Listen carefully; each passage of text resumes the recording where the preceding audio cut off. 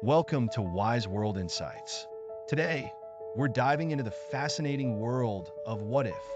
Those pivotal moments in U.S. history where things almost took a very different turn. Imagine if a single decision, a single vote, or even a single conversation had gone a different way. What kind of America might we have today? Throughout history, there have been countless moments when America teetered on the edge of drastic change. From conflicts to close elections to social movements, the direction of our country has often hung in the balance, waiting for a decision that could make or break the future. Some of these choices are well known, others might surprise you. But all of them had the potential to reshape American life as we know it. In this video, we're going to look at some of the closest near misses in American history. Times when our leaders and citizens had to make critical choices that could have led the country down a very different path. Some of these are moments of intense crisis, like the Cuban Missile Crisis or 9/11, when the very safety of the nation was at stake. Others, like the decision to leave the Paris Climate Agreement or the outcome of a presidential election, reflect the evolving challenges America faces on the global stage. As we explore these near-miss moments, let's ask ourselves, what would have happened if a different decision had been made? How would that have impacted our lives today? And perhaps more importantly, what does this tell us about the choices we make in the present and the future? Each of these events shows us just how fragile the line can be between one future and another. So join us as we imagine the alternate paths America could have taken, and maybe even discover how understanding these moments can help us build a better tomorrow. In October 1962, the United States discovered that the Soviet Union was installing nuclear missiles in Cuba, bringing the Cold War to its tensest point. The U.S. warned that if the missiles were not removed, it would take forceful action. Tensions escalated dramatically, and both superpowers came dangerously close to nuclear war. Kennedy's advisors presented him with two primary options: a military strike on Cuba to destroy the missile sites, or a naval blockade, a quarantine to prevent more Soviet ships from reaching the island. A military strike might escalate into a full-blown war with the Soviet Union, while a blockade would be a show of strength, but might not be enough to force the Soviets to back down. In the end, Kennedy chose the blockade, knowing that it might provoke Khrushchev, but hoping it would buy time for a peaceful resolution. Soviet ships approached the blockade line, and for a few tense hours, the world waited to see if the Soviets would cross it, an act that might have sparked all-out war. Thankfully, Khrushchev ordered his ships to turn around. Over the next few days, intense negotiations took place. Behind the scenes, Kennedy and Khrushchev reached an agreement. The U.S. would remove its missiles from Turkey, and the Soviets would withdraw their missiles from Cuba. The crisis was over, but the world had come dangerously close to a catastrophic conflict. But what if Kennedy had chosen differently? What if he had ordered an airstrike on Cuba, or if Soviet ships had defied the blockade? Some historians believe that a military conflict might have led to a nuclear exchange between the two superpowers. American and Soviet cities could have been devastated, with millions of lives lost in a matter of minutes. The world map itself might have been redrawn, with both countries left in ruins. The Cuban Missile Crisis remains a powerful example of diplomacy and restraint in the face of overwhelming pressure. It's a reminder that the fate of nations, and indeed the world, can rest on the shoulders of a single decision. In those tense October days, Kennedy's choice to pursue diplomacy over aggression altered the course of history. The year 2000 marked one of the most contentious and closely watched elections in U.S. history. On the night of November 7th, Americans turned on their TVs to see who would become the next president: Texas Governor George W. Bush or Vice President Al Gore. But instead of a clear result, They saw a chaotic and unprecedented standoff that would take weeks to resolve. The race ultimately came down to Florida, where the margin of victory was so slim that state law required an automatic recount. For weeks, the nation's attention turned to Florida, where election officials painstakingly examined ballots by hand. Controversies emerged over hanging chads and voter intent, as both campaigns argued for interpretations that would favor their candidate.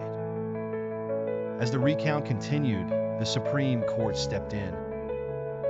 On December 12th, after more than a month of uncertainty, the court ruled in a 5-4 decision to halt the recount, effectively handing the presidency to George W. Bush.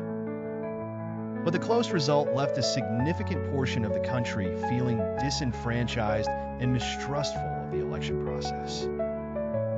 But what if the Supreme Court had decided differently? What if Al Gore had won Florida and become the 43rd president of the United States? History might have taken a very different path. With Gore's commitment to tackling climate change, it's possible the U.S. would have taken early action on environmental policies, pushing forward renewable energy initiatives and stricter emission standards. The future of the Middle East might also look different. Gore may have approached issues in Iraq and Afghanistan with a different strategy, possibly avoiding or reducing U.S. involvement in prolonged conflicts. The 2000 election reminds us of how fragile democracy can be and how a few hundred votes can change the course of history. It also highlights the importance of trust in our electoral system. For many, this election set the stage for growing skepticism in American politics, a sentiment that still echoes today. On the morning of September 11th, 2001, the world watched in horror as terrorists attacked the United States. The events of that day changed the course of American history and left an indelible mark on the American psyche. In the days that followed, the nation came together in grief and solidarity, but also with a renewed commitment to ensuring such a tragedy would never happen again. President George W. Bush faced a monumental decision. How should the U.S. respond to this unprecedented attack?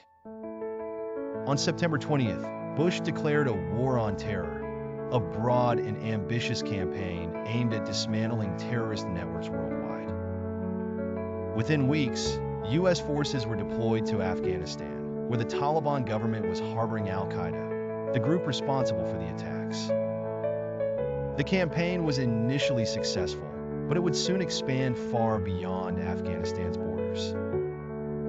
2 years later, in 2003, the U.S. launched an invasion of Iraq, driven by the belief that Saddam Hussein possessed weapons of mass destruction and posed a threat to American security.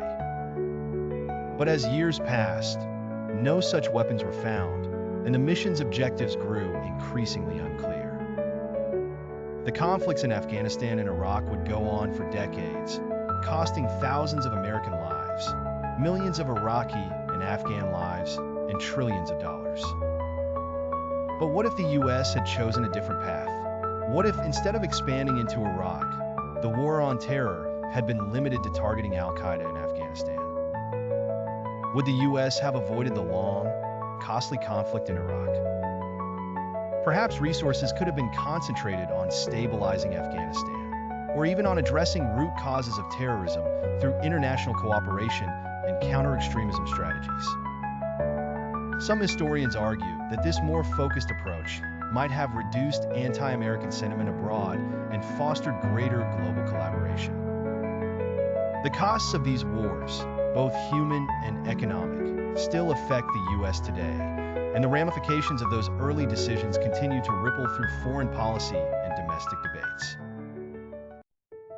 The 2020 presidential election was unlike any other in modern American history. Taking place in the midst of a global pandemic, this election exposed and intensified deep divisions within American society. With over 160 million ballots cast, the highest voter turnout in more than a century, Americans on both sides were deeply invested in the outcome, and emotions ran high. As Election Day approached, the country faced intense polarization. Supporters of both candidates were convinced that the future of America depended on their victory. For many, it was a struggle not just over political preferences, but over what America should represent. The tension was heightened by the unprecedented number of mail-in ballots, a response to the COVID-19 pandemic that was both a necessary safety measure and a flashpoint for controversy. When the votes were finally tallied, Joe Biden emerged as the victor, though the results remained contested by then-President Trump and his supporters. Claims of voter fraud circulated widely, and social media became a battleground of misinformation, with both sides accusing the other of undermining democracy. This culminated in the January 6th attack on the U.S. Capitol, a moment that shocked the nation and the world. But what if the political climate in 2020 had been different? What if American leaders had taken steps earlier to bridge the divides that had grown over the years? Perhaps the election could have proceeded without the same level of distrust, or the aftermath might not have escalated to the point of violent conflict. Imagine an America where political differences are met with civil debate and where leaders on both sides commit to respecting democratic processes. The 2020 election serves as a stark reminder of the challenges facing American democracy. It underscores the importance of trust in institutions, respectful discourse, and the need for leaders who prioritize unity over division. In looking back, perhaps we can find ways to prevent similar divisions from harming the country's future. In 2015, world leaders gathered in Paris for a summit that would redefine the future of global climate policy. The Paris Agreement was signed by nearly 200 countries, with the ambitious goal of limiting global warming to below 2 degrees Celsius above pre-industrial levels, and ideally, to 1.5 degrees Celsius. The agreement marked a monumental shift in global cooperation to address climate change, and for the first time, virtually every nation on Earth committed to reducing their carbon emissions. But as the world celebrated the agreement, its fate was uncertain.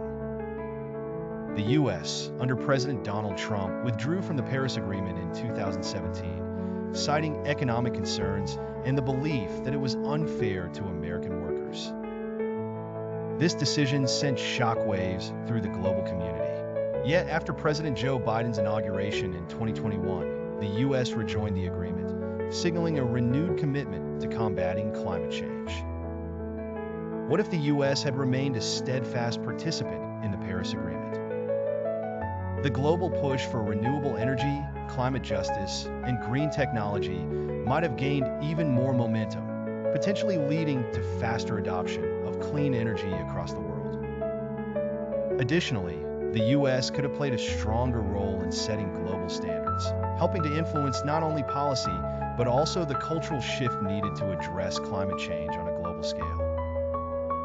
The Paris Agreement, even with its setbacks, still stands as a reminder of what we can achieve when nations come together to tackle a common threat.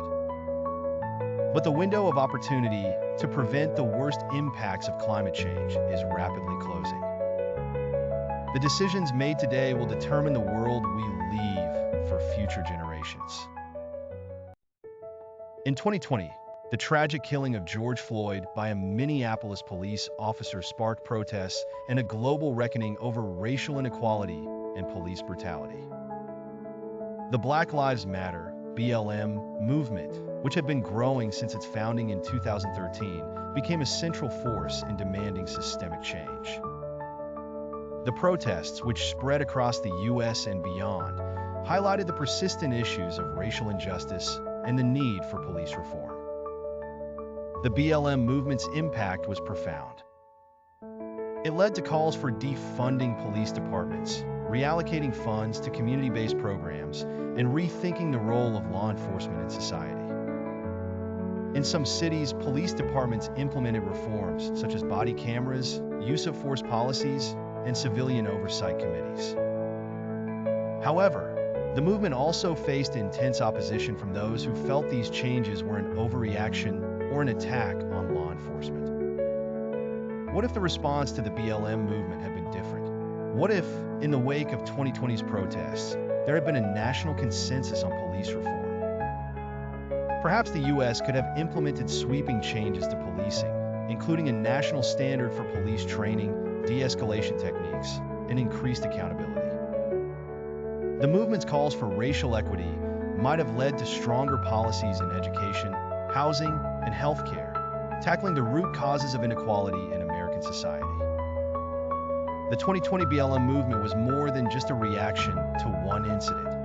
It was a culmination of years of racial injustice and frustration. It reminds us that progress is often hard-won, and that true equality requires systemic change. In looking forward, the question remains, how will we move forward in ensuring that justice is truly served for all? Throughout its history, America has faced moments where the very fabric of the nation seemed on the brink of unraveling. Whether during the Cuban Missile Crisis, the contested elections of 2000 and 2020, the 9/11 tragedy, or the call for global climate action and social justice, the country has faced pivotal turning points. Each one serves as a reminder of how close the nation has come to a radically different future. What stands out from these moments is the importance of choices, of how a single decision can alter the course of history. Each of these events shows the resilience of the American people, but also the fragility of democratic systems, global cooperation, and social peace. The key lies in leadership, in how society responds to crisis, and in our collective responsibility to uphold justice and equality. But these lessons are not just for the history books. They are a call to action today. From the Paris Agreement on climate change to the fight for racial justice, America stands at the crossroads once again. The decisions made in the coming years will determine not only the nation's future, but the future of the world itself. As we reflect on these near misses, we must ask ourselves, what kind of country do we want to build? The challenges ahead are daunting, but they also present an opportunity, a chance to correct the mistakes of the past and forge a more just, sustainable, and inclusive future. History can teach us valuable lessons, but it's up to us to ensure that those lessons are not forgotten.